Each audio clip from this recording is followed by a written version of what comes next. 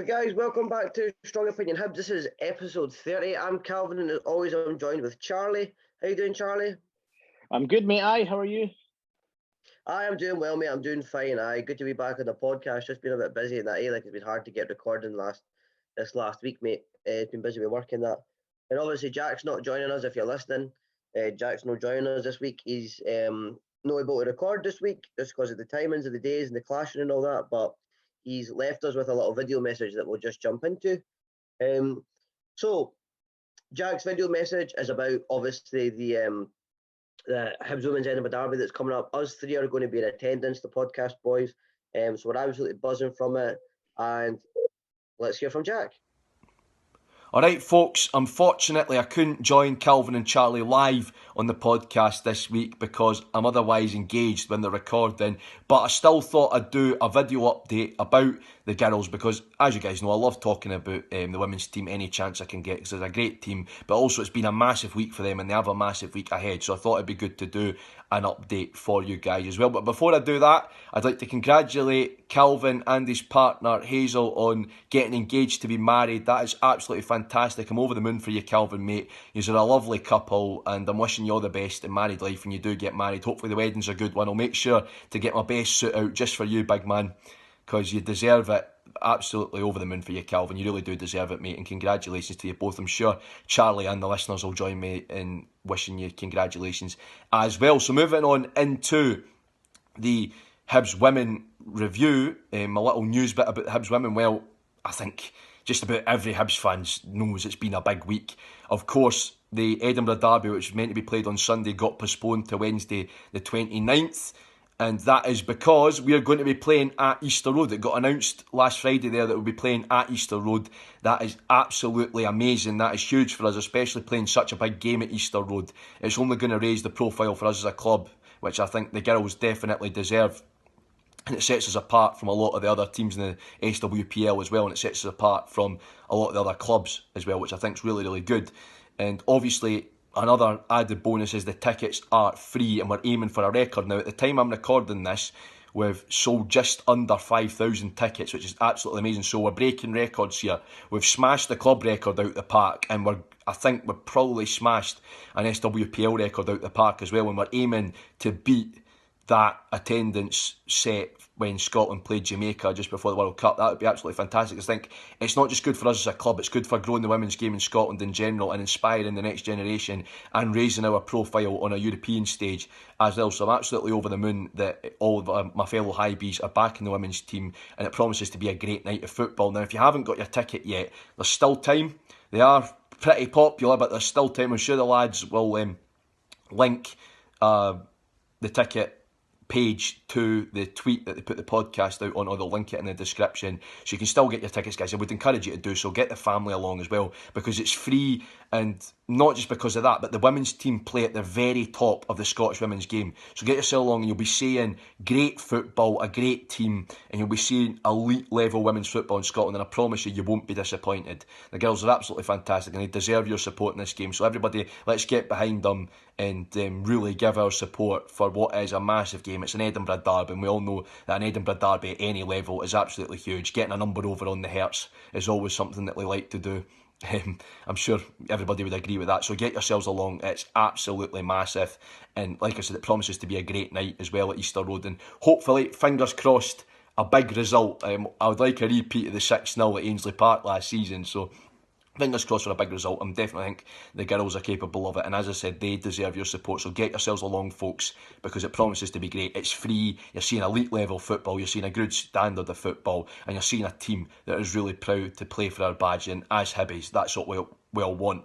Now, before the derby, we have a stern test on Sunday. We are playing Celtic away at the Pennycar Stadium in Airdrie. So obviously last time out in the SWPL we played Motherwell at Alliance Park, got a pretty routine 4-0 win. A fantastic performance all the same, but a pretty routine 4-0 win there. But I think Celtic's going to be the big test for us. Celtic obviously ran Glasgow City really close in the league title race last season, and Celtic are a very impressive side. They've went professional as well. They've started really upping the ante on women's football, Celtic, which is good to see, but at the same time it's not great for us because we had some pretty heavy defeats against Celtic, especially the 6-2 sort of at the start of last season as well was the worst one. So it is going to be a tough test for us. It's going to be the real test for this team, but I think the girls are capable of standing up to that test. So while Celtic are a tough team to play, I definitely think we're capable of standing up to that test. And I'd be perfectly happy with a point out of that game to maintain our unbeaten start. I think that's going to be the priority, maintaining our unbeaten start. So I'd be happy with a point, but I think a win is doable, and I definitely think we're capable of a win. And it would be good to get the win, to get the forward momentum going into the derby as well. So whilst it is going to be a tough game, I'm going to predict right now 2-1 Hibs. I'm resurrecting that again. That's never going to die. 2-1 Hibs. I'm going to say Alexa Coyle and Michaela McAloney getting the goals for us. And then I'm going to go with Lisa Robertson getting Celtic's goal. So yeah, 2-1 Hibs. I think it's going to be a close game. I think we'll just edge Celtic out because we have the quality to do so. So that's a big game, and you guys can watch it. So if you're heading off the Easter Road like myself on Sunday to see the St Johnstone game, then you can watch it before. It'll be live on the BBC Sports Scotland website, so make sure you tune into that. It's a 12:30 kick-off, so make sure you tune into that, and hopefully we'll get a big result against Celtic. That'd be a massive 3 points. I think that would really set the tone for us as well, and I think how we compete against a side like Celtic's really going to set the tone for our season. So hopefully a win. Like I said, I'm going for 2-1 Hibs, so make sure you tune into that before you head off the Easter Road on Sunday, and give the girls your support for the derby as well. So yeah, that's my little update on the women's team, guys. So remember, show your support for the derby. Come on, girls, against Celtic. It's going to be a tough game, but I believe we can get the 3 points. Glory, glory to the Hibs, and I'll see you all on the podcast next week. And remember, don't be afraid to come and say hi to the three of us at the derby, because we'll be there as well. So I'll see you all later, guys. Okay, guys, so thanks for that, Jack. Thanks for sending that in, mate. Really appreciate that. It's been really good commenting on the women's game and learning more about it. And, you know, the knowledge that Jack has is second to none. And it's really raised, you know, I think the profile for the women's game, and there's been a lot more folk taking note and things like that with Jack's, the work that Jack does, and keeps everyone up to date on it and keeps us up to date on it as well. So always great to hear from him. And are you looking forward to the derby then next week, mate? I am. My first women's game, mate. So really, really excited, and nice to see that, you know, they're actually using Easter Road. That's something that I know Jack's been trying to get his point across, that the women should be using Easter Road a wee bit more. So it's nice to see that, and you know, Neil, I think close to 5,000, if not 5,000 tickets have been. I know they're free, but sold. So, yeah. We'll use the word sold here. It's brilliant to see, mate, and obviously people are getting behind them. So hopefully I'm hoping for a big win, 6 or 7-0. Would be nice, just to wind the Hearts up a game. So I'm really looking forward to it, mate. Really looking forward to it. Yeah, me too. I'm really looking forward to it. I tell you what, I've been banging on about it for the last couple of weeks, but they are good to watch. Like, I know a lot. It's so stupid because I've been speaking to kids at school now about it, and a lot of them have been like, "Oh, another women's game. I'm not going to watch that." And I tell you what, when the game kicks off, that whistle blows, you win the ken. It's a brilliant. If you love football, then you'll really enjoy yourself. You really will. It's a good night. Like, the women are a good team, and I tell you what, some of their players are technically very, very good. Yeah, it's a really good watch. So no, brilliant. Really is brilliant. Right, mate. Last week, we'll start with last week. Last Saturday, we faced St Mirren at home. What did you think of the overall match? The experiences with the overall TV screens then? They looked class, didn't they? It was nice to see them working, and I think they added a wee bit extra to the experience of being Easter Road. They were good, nice. It was nice to see, Ken, that they had the highlights in that as the game was going as well, which I wasn't sure if they were having. And that was weird. They didn't show any like big decisions, but they showed like the one that stuck out to me. I think the first time I noticed it was Kevin Nisbet done a dribble like past 3 or 4 folk, and then 2 seconds later it was on the telly. I thought, I didn't think they would have been able to do that straight away. It was brilliant, Aye, it was good, and seeing the kind of when we scored, it flashed up on the screen, we goal thing. So that was good. Hopefully we see that a few times on Wednesday against Hearts in the women's game. But I thought it was nice, mate. I thought it's a nice touch. It shows you that the club's going in the right direction, being one of the only couple of teams in that league to have a proper I think it's us and the Old Firm are the only three, if I remember rightly. I don't think anyone else has them, and on the same scale as we do. So, that was good. Puts us in a bigger light than the rest of the league, I would say. I think it was good. It was good that it was against St. It was a nice wee sort of introduction against St Mirren with them, but that'll be bouncing if it's a derby, man. Those screens are absolutely awesome. Like, or even playing one of the, I can't say the Old Firm because Rangers died, but playing Celtic or the Rangers, like, I mean, that would be great. That'd be really good. I would really, I think the atmosphere will be bouncing, man. Imagine being 1-0 up, 2-0 up against Hearts with the TV screens just rubbing it in, Ken, with a goal when the goal comes up flashing across it. Thought that was excellent, man. I really thought it was brilliant. Even the wee the wee video they played before the game was pretty cool. Ken, like, there was just like a wee bit of history and some of the ones you'd seen on Twitter and that in the last couple of days about the boiler service and some of the partnerships and that. Like, it was good, man. I really enjoyed that. So getting into the game, a 2-2 draw. What did you think? We are so bad. I don't think bad. I think frustrating because we just didn't really turn up. Obviously, we turned up to get the 2 goals, but I don't know what happened to us, but it was nice to see Scott Allan getting off the bench, and you see what Scott Allan can do, mate. That's the type of player we need in the team. So I was happy to see him, and he comes off the bench at 5. I think it was maybe 5-10 minutes later, we're 2-1 up. So he obviously had a point to prove, and I think he proved it. So and then slack defending for their equaliser. The first goal, St Mirren's goal, was just, I don't know, Porteous, Macy weren't very strong as they usually are, and then the second one we just didn't pick Shaughnessy up, and he's there unmarked to knock it in. But I obviously was relatively pleased that we never got beat, but wasn't relatively pleased with the performance. I thought first half, I thought St Mirren were hard to break down because every time we got the ball and went forward, there were 11 men behind the ball for them. I mean, their whole team was behind the ball, and it was really tight passing, like 1-2s and wee triangles and things like that. And it was frustrating because it reminded me sort of the, Fenlon era or the Butcher era, when it was like decent enough stuff, but like passing backwards, man. We'd have an attack, and you'd be down the wing with Boyle, and it'd go back to Paul McGinn, then it'd be at Hanlon, then it would be at McGuinness, then we'd go forward to Nisbet, and then it would come back, and it's back at whoever was playing on the left hand side. Sorry, my memory's fading me there, but then it's back down to Josh Doig, and sometimes back to the keeper, and I'm like, so negative in a way passing back. I felt in that first half. I just really thought it was quite a challenging game because, as I said, I mean, they're hard to break down when you've got 11. They've got 11 folk behind the ball. They were completely just camping, and but the thing for me was their first goal.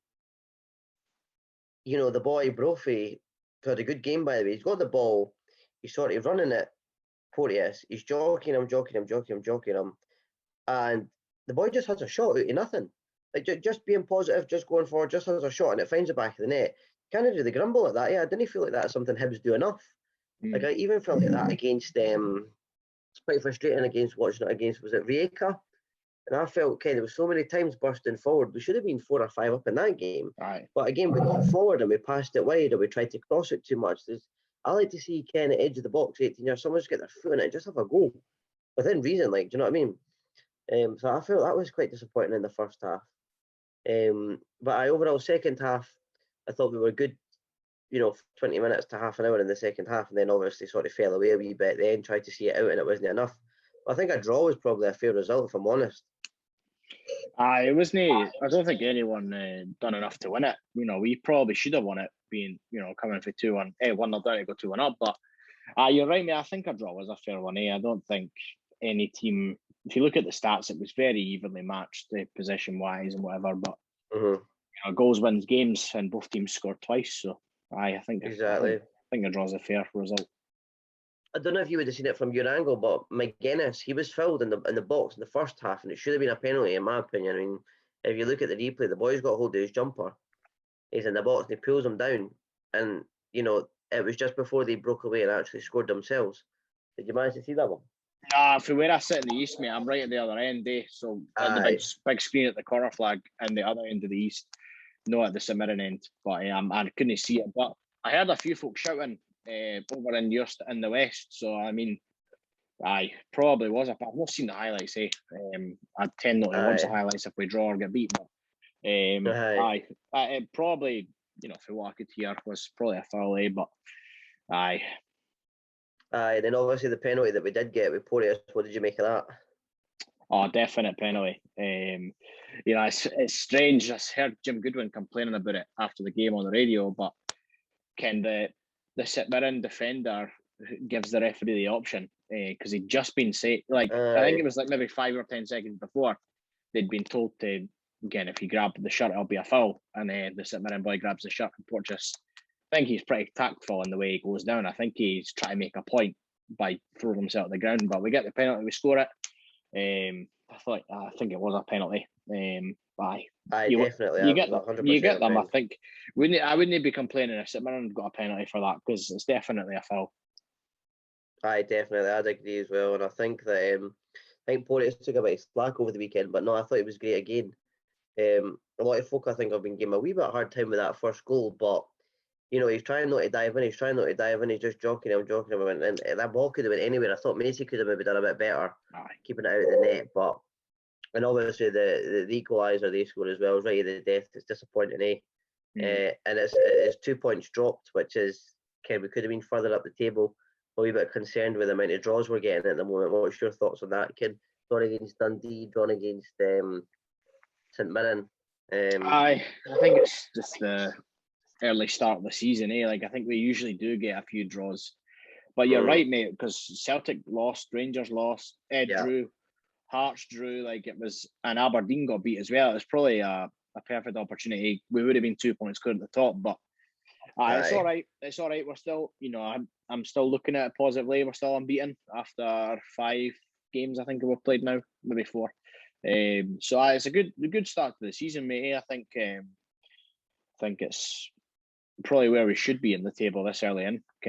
Our biggest game's been Hearts, and we avoided defeat there. So exactly. Relatively good start. Could be better, could be worse.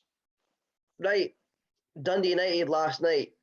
Now, my only thoughts on the Dundee United game is when I seen Scott Allan starting, I thought, right, well, we're going to put 3 or 4 past him. I was feeling pretty confident. I think with him in the team, I think it's the missing link for what we've been needing with a link up between the midfield and the strikers. And I thought, right, we're going to batter him tonight. And I was going to tweet out, right, Scott Allan starting tonight. We're due to give someone a battering.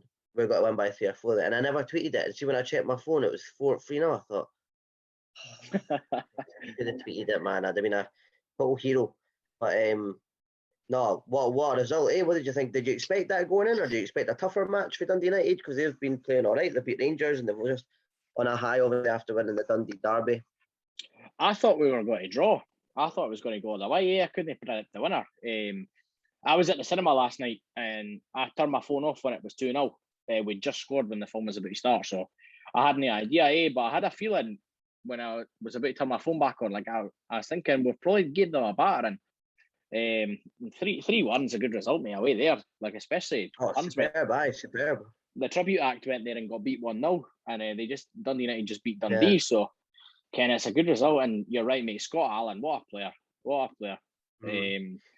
And if he doesn't start on Sunday, then there's something wrong. I think you're right, mate. He's that missing link that we're just with it. Even the pass, for Newell's goal and his goal that he scored himself, mate. What a finish! The way he just watches that come down and just side foots it in the bottom corner, and in 65 minutes out of the legs. Ken, that's the type of game for Scott Allan to come back into in a bigger game. A cup quarter final doesn't get really much. Well, obviously the semi-final and the final are bigger, but and that this early in the season, this is probably the game that is probably right for him to start. So I delighted. Was a bit disappointed that Nathan Wood never got a start. I think that was probably one of the games that he could have probably started. But no, overall, mate, happy. Dundee United obviously put us under a wee bit of pressure towards the end, but calm as you like through the semi-final, and hopefully we beat the Huns again at Hampden. I know, no, that'll be a good one, eh? Looking forward to going to that as well. That'll be brilliant.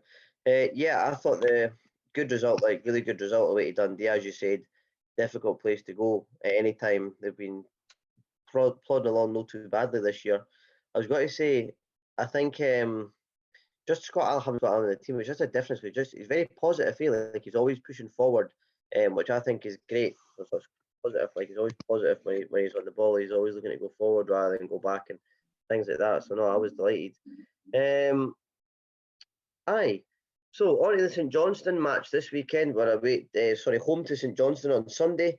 Now St Johnstone were a bit of a bogey team for us last year. Obviously put us at the cup in the semi-final, then put us out in the final. And I think we won one, drew one, and lost one last year. I could be wrong. We But, lost. We lost the one at the split, and then the one before the split. So I think they beat us twice at Easter Road. Did they? Aye, right. I think so. Anyway. Aye, no, they did. They beat us up there because Liam Craig scored, and then I won now. We beat them with a penalty earlier on. Aye. I can't mind what else happened. What did you think of the 2-2? Aye. What did you think of the match then? Because their teams changed quite a bit. You know, they've sold two of their most promising players in Jason Kerr and the other boy, is it McGrath? McCann. Wasn't it? Oh, McCann. Aye, sorry, McCann. Aye. So what was your? It seems like a bit of a different team, but they're still plodding along. Like they weren't doing too well in the league. But similar to last year, they've only got a few points, and obviously they beat Aberdeen last week, which was a big scalp, I guess. But you know, a couple of excellent results against Galatasaray and that. But mind you, those Kerr and McCart were there at the time, eh? So different teammate. What's your thoughts? I was looking earlier on, mate. We've not beat St Johnstone at Easter Road since 2012. So that's a start and a half, eh? Really? Wow. I'm never confident playing them for some reason. I don't know what it is about them, but they just seem to know how to play against us. And although to be fair, we're a different team this year. I think we can. I think it'll be an exciting game. But what do you think is different? I think we're more attack minded this year for some reason. But I don't know what that is because we've got pretty much the same team. Only Jake Doyle-Hayes and McGuinness are big players, and obviously Scotty Allan being fit is helping. But I don't know, maybe the change of formations doing that as well. It's more an attack-minded formation, but I'm excited, mate. I'm gutted I can't go because of the train situation on a Sunday, but I'll watch it. Watch it on the telly, but I think it's should get it on Hibs TV. I'll get it on Hibs TV. It should be makings a good game, like, and hopefully we end that 9-year wait with a win against St Johnstone Easter Road. Aye, that's a strange start. I didn't realise that. I was thinking I was going to make a strong opinion, and I was going to say this year I don't think St Johnstone will beat us once, because that's sort of the way it goes. You know, we bloody lose the semi-final against them, we lose the cup final against them, and then this year I didn't think they'll touch us, eh? I think it's just the way these things go, Ken, and it'll be like, oh, why could we not done that last year? So that's my sort of prediction. I think we'll beat them, eh?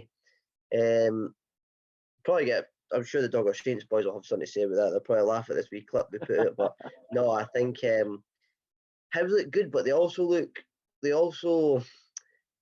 it's back to being a bit unpredictable, because I would never have predicted a 2-2 draw with St Mirren. I thought we'd have pumped St Mirren or beat St Mirren, you know, fairly well, but they still look a bit shaky. Hibs again, they can lose goals. So I'm not sure. It's going to be an interesting match. I'd maybe say this one could be a draw. Aye. Although I've just obviously contradicted myself by saying they'll beat us this year, but I do think that it could maybe be a draw this week, maybe 1-1 or something, or 0-0, maybe even 0-0. Not really sure. What's your thoughts? I think you might be right, mate. I think 2-2 again. I think aye. I can't see any us. I can't see us winning. I can't see them winning. It's just one of those games. I think it's going to go. I think we're going to match each other all over the park. Although to be fair, I think we've got the better squad now. So that and I don't know how they are. I've not seen them play at all this season, because we've not played them yet, obviously. So I've not watched their games, but I think it'll be a draw. I think 2-2. All right, bye. So my sort of thoughts for it as well. I think it'll be a tough game. I think it'll be good. Hopefully they bring a good crowds through, because that was one of the things I thought about St Mirren last week. I thought they brought a very good crowd, and I thought they made it, bit of an atmosphere. It was nice to see that, the away fans and things like that. I haven't really seen that for a while, I don't think. Which was great. It was nice to see some away fans and that. I thought it was good. Aye, right. Let's jump into our segment, kit numbers. This might be the last kit numbers I think we do, mate. I think so, mate. These are poor. After here, it gets a bit thinner. I think the people that are in the numbers here, I think they've only maybe made a handful of appearances for Hibs in general. So it's it's getting quite thin. So we've got something else in the pipeline to take the position of this, but no, we'll read them out anyway. So it's number 30, episode 30, shirt numbers 30. We've got Ali Brown, Jordan Cropley, Thomas Flynn, Scott Taggart, David Gold, Matty Kennedy, Thomas Cherney, Kevin Thompson, Callum Crane, and Craig Sampson. So, yeah. What do you think, Charlie? This might be the first week, but I'm picking nobody. I can't pick anyone for that list. The only one, like really, you could probably pick is Kevin Thompson, because he won the cup with that number, but he's a Hun, so he's not getting in. Was that his number when he won the cup? Was he? Aye. This is difficult, mate. I think if anything, if it's not him, quite like Matty Kennedy. But then he scored a worldie for us against who was it against? I can't remember. I think it was Dundee United. It was Dundee United. Was it Dundee United on Wednesday night? We were there. We got beat on penalties. Aye, we were there together. I mind that. Aye, that's right. I think it was that game anyway. I might be wrong. Somebody might tweet us and say you're talking out your arse again. No, it was. I could have sworn it, because we were there and he came. He's not come on as a sub, and he just pinged it top, cut into the left hand side and curled it top corner. It was absolute peach. It was funny because he was one of the young Scottish boys that came through at the time. With a lot of young Scottish boys, like Scott Allan was there, Jason Cummins was there, Mike Kennedy was there, McGeoch, McGinn. McGeoch, McGinn, guys like that. So I kind of thought he would have been all right, but he wasn't great for me, and I think he went to St Johnstone for a while, and now he's up in Aberdeen, isn't he? I don't know, mate. That's a good. Let me check. I didn't care where he's playing. I know last thing I heard was he at Aberdeen? He's Northern Irish. He's not even bloody Scottish. Look at that. Is he? Nah, wait, what? He's born in Irvine. That's in Scotland. But if you go on his Wikipedia page, it says Matthew Kennedy is a Northern Irish professional footballer. There you go. He's at Aberdeen. He's been there since 2020. No, he is Scottish. Maybe he must just play with the Irish team from, whatever reason. He's getting it this week for me. Place of birth, apparently he was born in Belfast, Northern Ireland. Apparently. Aye. I mean, nobody else on that list really is. Yeah, there you go. He's actually, they know that anybody cares, but he's actually done a Jack Grealish. Played for Scotland all the way up from under 15s all the way up to under 21s, and now he plays for the Northern Ireland's men's team. So he's done a Grealish, and who was the other one that done that? The English boys, was it Declan Rice? Declan Rice done it, aye. Well, there you go, so aye. I'll probably say, it's hard to pick, mate, either. It's sort of getting more challenging, but I would say Thompson. I guess he came back and won the cup. So he's always have a wee bit legendary status. And I do like him, but I didn't. When he keyed on that stint he done on the Rangers TV, and he kept on referring to Rangers as us and we when he were playing Hibs, and he was calling Hibs them. And I couldn't do it. I couldn't do that personally, but each to their own. Strange. Obviously, as a connection to Rangers and that, but for me, I hate them. I do hate them. I think they're a horrible team and horrible fans, and I've never, very, very rare. Anyway, stereotype. Rarely you meet a Rangers fan that's a decent bloke. Or isn't he? I can't bother. I don't like it, but I can't bother with old firm, mate. They're just nonsense, man. Complete and utter. And we get rid of Batham, the better, I think. But aye, so right, we got Matty Kennedy history there for you. Not that anybody cares, but aye, himself and Kevin Thompson. So 2 honourable mentions. A few other young laddies in there as well. If you have a look at that, the guys like David Gold and that kid never did got a chance, did they? Nah. I mean, like, what was the youth system at that time? Because a lot of these guys didn't break in. So pretty poor in my opinion. I think David Gold ended up at Edinburgh City in that as well. I'm not sure, but well, mate, we're recording late this week, so we've scunnered ourselves again. We've no listener questions, but we'll get back to this. Life's been busy now for us, but we'll get back to it properly next week. And we're really looking forward to going to the women's game. Like, I'm really looking for keep me going. Like, looking forward to that.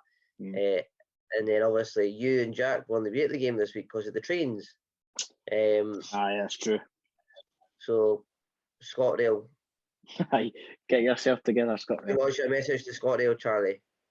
No style, no bottle. ScotRail out. Actually, ScotRail back in. Hopefully, could do with them coming back soon. Like, especially if we're playing the Sunday in the semi-final at Hampden. I might not be able to go to that either if they're not back. Just need to stay at mine the night before, until we'll go through. Probably, aye. All cuddled up in the one bed. Let's see how it goes. Aye, right. So cool. We'll be back next week. Hopefully Jack will be able to join us as well. We'll have the listeners' questions. We'll have a good review of the women's game, good review of the St Johnstone game, and then we'll be looking ahead to our next opponents as well. So from us till next time, on the Hibs.